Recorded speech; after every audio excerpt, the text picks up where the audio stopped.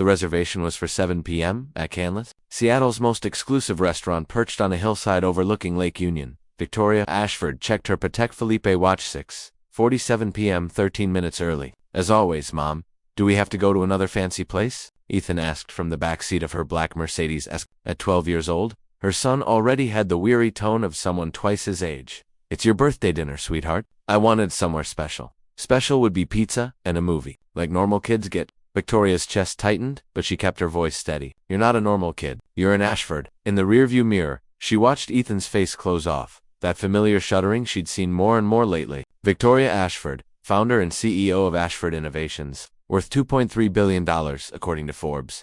Couldn't figure out how to reach her own son. The restaurant's valet took her keys. Inside, crystal chandeliers cast warm light over white tablecloths and couples dressed in evening wear. The motor D led them to a prime table by the window, Seattle's skyline glittering below. Your server will be right with you, Miss Ashford. Ethan stared at his phone, texting someone. Victoria reached across the table. Can you put that away? Just for dinner. Why? So we can sit in silence while you check your emails. The accusation stung because it was true. Victoria set her own phone face down on the table. You're right, no phones. Just us.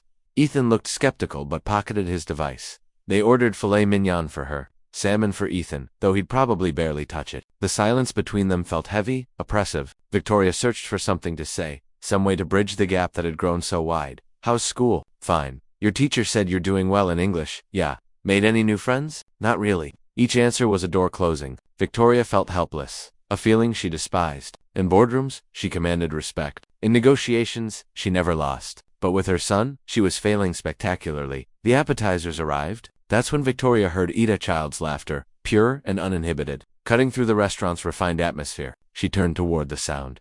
Near the kitchen entrance, at a small corner table usually reserved for staff meals, sat a man and a little girl. The girl couldn't have been more than 6, wearing a purple dress that had seen better days. The man wore khakis and a button-down shirt, clean but clearly not expensive. He was maybe 35, with dark hair and an easy smile as he watched his daughter color on the kids' menu with intense concentration. That's the chef, their server said, following Victoria's gaze. Marcus Rivera. He's eating with his daughter before the dinner rush. She comes every Thursday after her art class.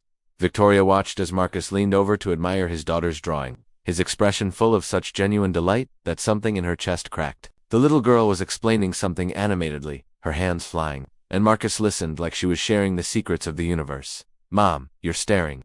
Victoria turned back to Ethan. Caught? Sorry, I just noticed that they're actually happy. Yeah, weird concept. The barb hit its mark. Victoria's hands clenched in her lap. Before she could respond, the little girl's voice carried across the restaurant. Daddy, look,